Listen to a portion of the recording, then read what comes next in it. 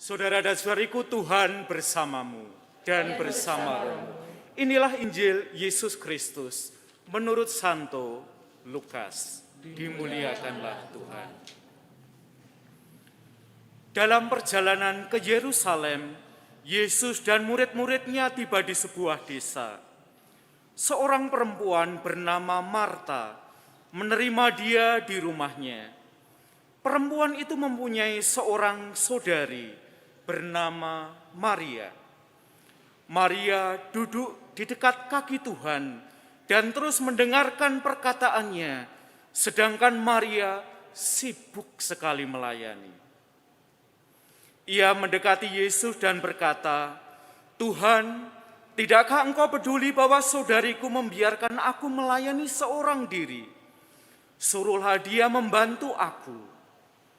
Namun Tuhan menjawabnya, "Marta, Marta, engkau khawatir dan menyusahkan diri dengan banyak hal, tetapi hanya satu yang perlu.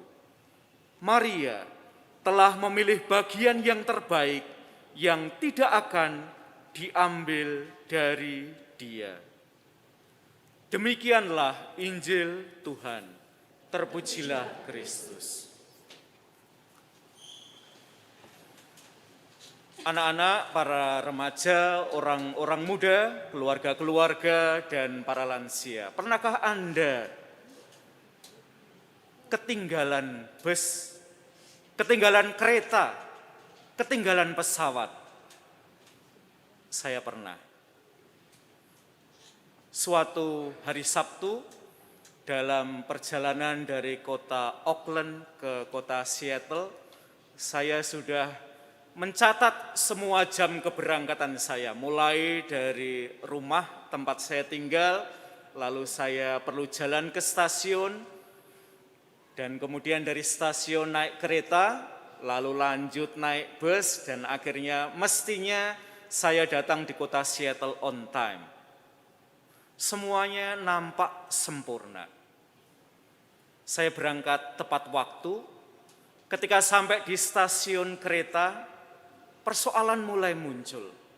Keretanya ditunda keberangkatannya. Dan tidak main-main, hampir 30 menit. Tetapi keterlambatan kereta sudah saya jadwalkan. Maka saya belum terlalu panik. Kereta akhirnya sampai di kota Auckland dan saya kemudian pindah bus on time. Busnya sampai ke airport. Persoalannya adalah ketika sampai di airport, hari itu antriannya panjang sekali. Saya mulai panik, tetapi toh akhirnya saya bisa melewati portal sehingga saya tinggal mencari pintu keberangkatan pesawat. Dengan berjalan-jalan setengah berlari. Nomor gate saya adalah 24. Dan tentu saya lari mengikuti gate itu dari 1, 2, 3, 20, 21, 23. Dan ketika sampai angka 23, yang saya temukan adalah tembok. Dan saya tidak bisa melangkah lagi lebih jauh. Maka saya ketemu dengan seorang bapak-bapak yang sudah lansia dari etnis Asia, jadi merasa lebih dekat, kalaupun bahasa Inggris saya berlepotan, toh akan dimengerti.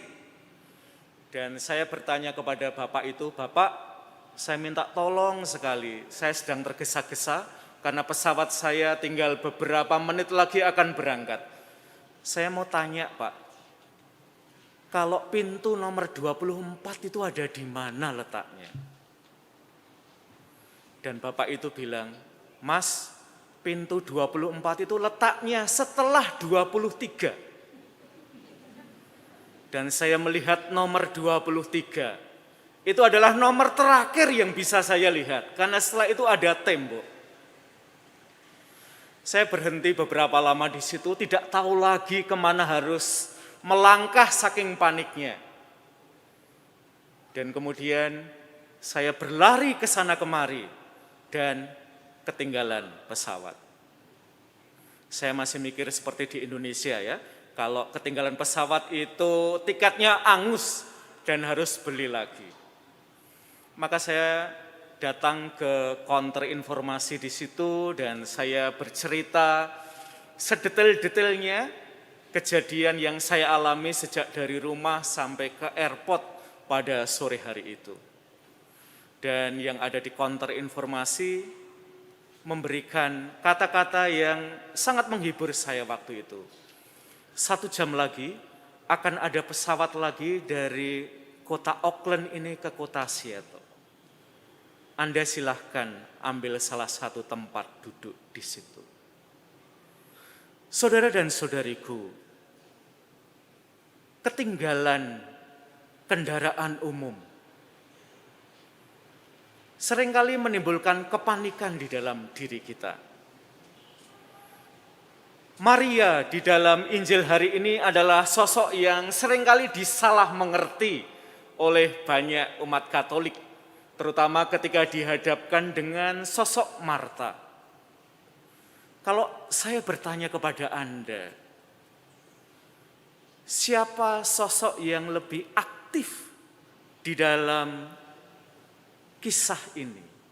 Apakah Marta atau Maria? Mungkin sebagian besar dari Anda akan menjawab, jelas sekali Romo, pasti Marta. Injil memberikan jawaban alternatif kepada kita. Yang aktif itu adalah Maria, bukan Marta. Marta adalah simbol status quo. Marta adalah simbol seseorang yang sudah ada di comfort zone-nya. Masyarakat yang kalau ada tamu, perempuan itu otomatis melayani ya dengan mengerjakan banyak hal. Maria melakukan sesuatu yang sangat istimewa.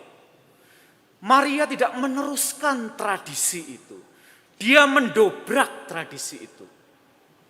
Saudara dan saudariku, perubahan, pembaruan, disrupsi menjadi kata-kata hari ini.